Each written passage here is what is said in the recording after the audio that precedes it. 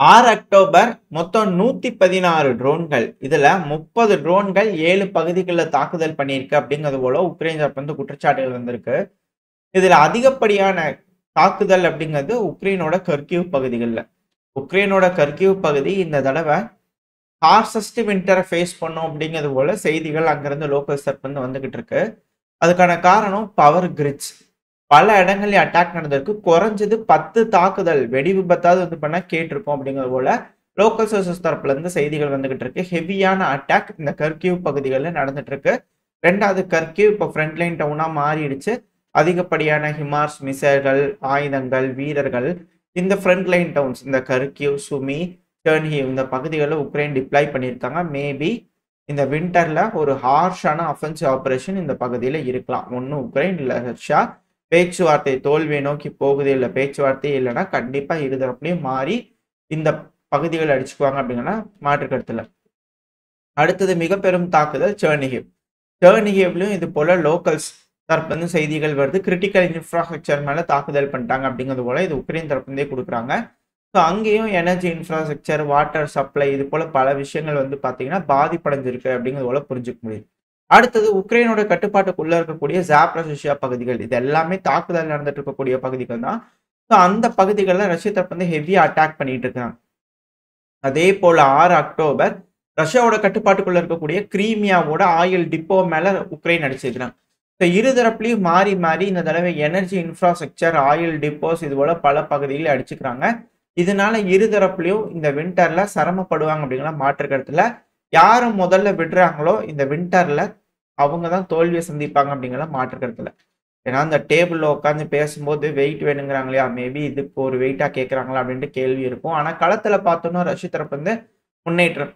நேத்திக்கு செய்திகள் வந்துச்சு, இப்போ வீடியோ பதிவுகள்ல இருந்து எல்லாமே வர ஆரம்பிச்சிருச்சு. எஃபிவி ட்ரோன்கள் கிரமட்டாஸ்க் பகுதியில பாத்தீங்கன்னா தாக்குதல் பண்ண ஆரம்பிச்சிருக்கு. கிரமட்டாஸ்கோட புறநகரங்கள் கிடையாது, கிரமட்டாஸ்க்குள்ளேயே பார்த்தீங்கன்னா தாக்குதல் நடந்திருக்கு. 20 கிலோமீட்டருக்கும் மேல ரஷ்யாவோட எஃபிவி ட்ரோன்கள் பார்த்தீங்கன்னா இப்போ பூந்து விளையாட ஆரம்பிச்சிருக்கு. அதுவும் சிட்டி சென்டர்ல இருக்கக்கூடிய உக்ரைனோட ராணுவ பிக்கப் ட்ரக் இருக்கு, ஸோ அந்த பகுதிகளில் பண்ணா தாக்குதல் பண்ணிட்டு இருக்கிறாங்க. ஸோ கிரமட்டாஸ்கோட சென்டர் மத்திய பகுதிக்குள்ள சிட்டி சென்டருக்குள்ள தாக்குதல் பண்றாங்க அப்படின்னா ரஷ்யாவோட ட்ரோன் கண்ட்ரோல் கிரமட்டாஸ்குள்ள வந்துடுச்சு. ஸோ 90% மேல ரஷ்யா உக்ரைனை ட்ரோன் கண்ட்ரோல்குள்ள வச்சிருக்காங்க.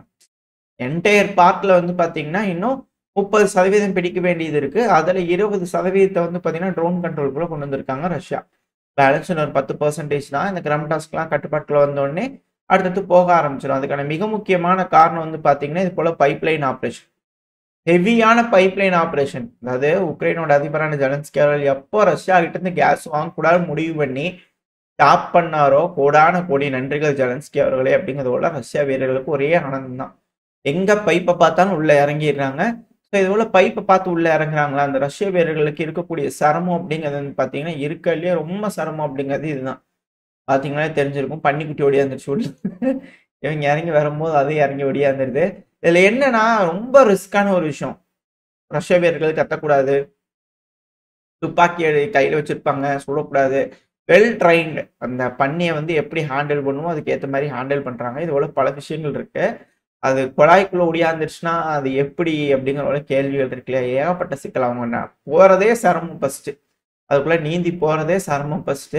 இதுல பாத்தீங்கன்னா பன்னிக்குட்டி வேற ஒடியாந்துருச்சுன்னா ரொம்ப ரொம்ப சிரமம். இது போல பல இன்னல்களையும் கடந்து ரஷ்ய தரப்பு எங்க பைப்பை பார்த்தாலும் உள்ள இறங்கி போய் பார்த்துடலாம் ஒரு சைடு என்ன இருக்கு அப்படிங்கிறது போல இறங்கி வந்தாரேன். அது மட்டும் இல்லாம ரஷ்யாவோட இன்ஜினியர்ஸ், ரஷ்யாவோட ஆயுத தொழில்நுட்பம் உருவாக்கக்கூடிய ஃபெசிலிட்டிஸ்லாம் 24/7 வேலை செய்யறாங்க போல. அடுத்த செட் ஆஃப் Su-34 ரக ஃபைட்டர் பாம்பர்ஸ் ரெடி, தூக்கிட்டு போங்க அப்படிங்கிற கொடுக்குறாங்க. மாசத்துக்கு 2, தொடர்ச்சியா 3 மாசம் பார்த்துட்டோமா, மாசத்துக்கு 2 டெலிவரி பண்ணிடுறாங்க ரஷ்யா. ஸோ ரஷ்யாவோட ஆயுத தொழிற்சாலை அப்படிங்கிறது 24/7 ரன் ஆகிட்டு இருக்கு. ஸோ உக்ரைன் என்ன மாதிரியான முடிவுகள் எடுக்க போறாங்க அப்படிங்கிறது பார்த்தலாம். அடுத்து அப்படியே இந்த மிடில் ஈஸ்ட்க்கு வந்துட்டோம்னா டிஸ்கஷன் நம்ம நேத்திக்கு பதிவில் பார்த்துருப்போம். டிஸ்கஷன் இப்போ சக்ஸஸ்ஃபுல்லாக முடிஞ்சிருக்கு. ட்ரம்ப் அவர்கள் தரப்பின் செய்திகள் வந்திருக்கு, போஸ்டே போட்டிருக்காரு. ரொம்ப சூப்பர், அருமையான முடிவு. இந்த வாரத்துக்குள்ள ரிலீஸ் பண்ண ஆரம்பிச்சிடணும் ஹோஸ்டேஜஸை. டெக்னிக்கல் டீம் நாளைக்கு திருப்பி எஜிப்டுக்கு வருவாங்க. ஏன்னா இப்போ எல்லாம் பேசியிருப்பாங்க, கொஞ்சம் குழப்பமா இருக்கும் போல தெரியுது. அதனால டெக்னிக்கல் டீம் வந்து பண்ண கிளாரிட்டியா புரிய வைப்பாங்க. நார்மலா இருக்கிற ஆளுங்களே சொல்லி புரியாது. இல்ல டெக்னிக்கல் டீம் வந்து பேசுறாங்கன்னா, என்னத்த டெக்னிக்கா பேசிட்டு போயிறாங்க அவங்க. இப்படித்தாங்க நாங்க சொன்னோம். நீங்க அப்படி புரிஞ்சுக்கிட்டீங்களா? அப்படிங்கும்போது நாளைக்கு ஏதாவது மாத்தி பேசுனாங்கன்னா பிரச்சனையாயிரும். ஏன்னா, அதுக்கான காரணங்கள் இருக்கு. வரும். ஆனா, இப்ப எஜிப்ட்ல வந்து பண்ண கிளாரிஃபை பண்றதுக்கு நாளைக்கு டெக்னிக்கல் டீம் வருவாங்க. ஸோ அடுத்தடுத்த ப்ராசஸ் வந்து பண்ண நடக்க போகுது. ஃபர்ஸ்ட் ஃபேஸ் ஒரு வாரத்துக்குள்ள முடிச்சாகணும். ரொம்ப ஃபாஸ்ட்டா பண்ணுங்க. Move fast. இந்த ஸ்லோவாலாம் இருக்கக்கூடாது. நான் மானிட்டர் வந்து சிச்சுவேஷன் வந்து மானிட்டர் பண்ணிட்டே இருப்பேன். இல்ல அப்டின்னா பிளட் சிட் தான் அப்படிங்கிற மிரட்டல்களுக்கு வந்து பார்த்தீங்கன்னா, பஞ்சமே இல்ல. ட்ரம்ப் அவர்கள் வழக்கம் போல போஸ்ட் போட்டுக்கிறாரு.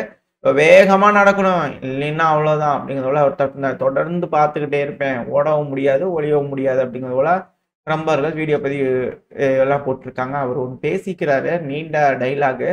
அதுல ஒரு பாயிண்ட் வந்து பண்ண சர்ச்சைக்குரிய பாயிண்ட்டா மாறிட்டு இருக்கு. அதெல்லாம் அடுத்தடுத்த பதிவுல பார்க்க ஆரம்பிக்கலாம். ஆனா, ட்ரம்ப் அவர்கள் இப்ப ட்ரூத்ல வந்து பார்த்தீங்கன்னா, சோசியல் மீடியா போட்டிருக்காரு. இப்ப அடுத்தது நெத்தன்யாகு அவர்கள் வந்து பார்த்தீங்கன்னா, பத்திரிகையில வந்து பார்த்தீங்கன்னா, பேட்டி குடுக்கும்போது வந்து பார்த்தீங்கன்னா, அவர் குடுக்கக்கூடிய ஹிண்ட். அதாவது இஸ்ரேலோட படை இருக்காங்க இல்லையா? காசாவ முழுமையா விட்டு வரமாட்டாங்க. அதாவது நாங்க பின் வாங்குவோம். ஹோஸ்டேஜஸ் ரிலீஸ் அப்போ வந்து பார்த்தீங்கன்னா, டாக்டிக்கலா நாங்க பின் வாங்குவோம். ஆனா, எங்களோட படை காசாக்குள்ள இருக்கும். எதுக்காகனா, காசாவோட அமைதிக்காக அப்படிங்கிற மாரி சொல்லியிருக்கிறார். அதாவது காசால இருக்கக்கூடிய மக்கள பிடிச்சிட்டு போயிட்டாங்க. பாலஸ்தீன் மக்கள பிடிச்சுட்டாங்க. அதிகப்படியா மக்கள் அங்க இஸ்ரேலோட ஜெயில்ல இருக்காங்க. சித்திரவதை அனுபவிச்சுட்டு இருக்காங்க. அதனால நம்ம போய் புடிச்சுட்டு வந்தோம்னா, எக்ஸ்சேஞ்ச் கேட்டு பண்ணலாம் அப்படிங்கிறது போல ஒரு விஷயம் நடந்திருக்கு. ஸோ அதனால தான் அங்க ஆயிரக்கணக்கான மக்கள வந்து பார்த்தீங்கன்னா, எக்ஸ்சேஞ்ச் குடுங்க. பிணை கைதிகளா பிடிச்சு வச்சு கொன்றுங்க. நாங்க இவங்கள ரிலீஸ் பண்றோம் அப்படிங்கிற மாரி கேட்டுக்கிறாங்க. இப்போ வெஸ்ட் பேங்க்ல அந்த அளவுக்கு பிடிக்கக்கூடிய வேலைகள்ங்கிறது தொடர்ந்து நடக்கு. இப்ப காசாலயும் வந்து நின்னுட்டாங்கன்னா, முழு கட்டுப்பாடும் இந்த இஸ்ரேல் அப்படிங்கிறது வந்து பார்த்தீங்கன்னா, அந்த முழுசும் வந்து பார்த்தீங்கன்னா, இஸ்ரேலோட கட்டுப்பாட்டுக்குள்ளேயே இருக்கும் அப்படிங்கலாம் மாற்று கருத்து இல்ல. இது எப்படி பேசி முடிவு பண்ணி எல்லாம் ஒரு கோர்சல் பண்ண போறாங்க. ஹமாஸ் எப்படி டிஸார்ம் பண்ண போறாங்க. டிஸார்ம் ஆனதுக்கப்புறம் அவங்க மேல இந்த ஏஐலாம் இருக்கிறதுனால யாரு, என்ன, ஏதுங்கிற விஷயங்கள்லாம் ரெக்கார்ட் ஆகுமா? இல்ல அவங்களுக்கு என்ன மாரி ஹமாஸ்ல இப்போ இருப்பாங்க இல்லையா? வீரர்களா இருந்திருப்பாங்க இல்லையா? அவங்களுக்கான செக்யூரிட்டி கேரண்டி என்ன?